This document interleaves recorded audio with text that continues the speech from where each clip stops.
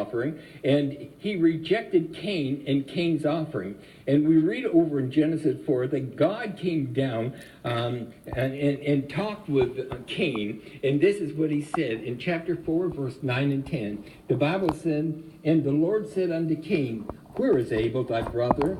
And he said, I know not. Am I my brother's keeper? And he said, What hast thou done? The voice of thy brother's blood crieth unto me from the ground." The blood of his brother was crying. The blood of Abel was crying unto God from the ground.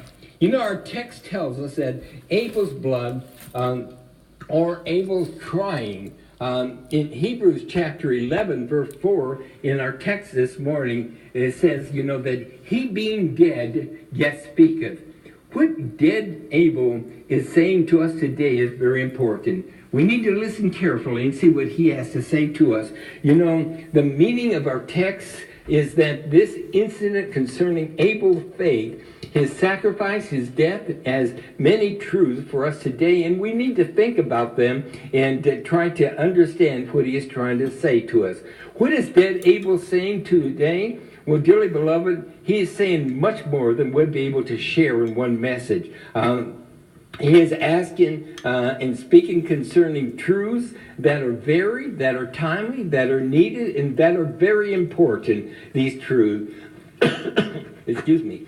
We can put, these down and write them down if you have time. Please jot them down, and at least in your memory, and then try to amplify upon them, think upon them, and enlarge upon them when you have an opportunity. But he is saying that our lives, our deeds, and our works live long after we are gone, after we're dead.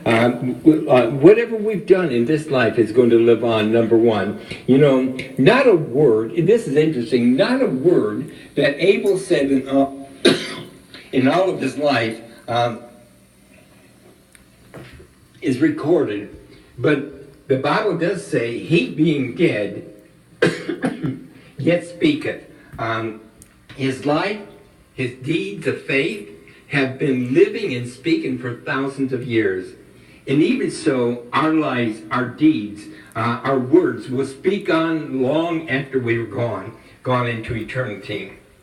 Whether we be righteous like Abel or whether we be wicked like Cain, we shall be our words shall be living on and speaking on after we're gone. These are Brian's watercolors. We carefully should consider our own lives and what it says about us. You know, many think that they can go on and sin, and it doesn't matter.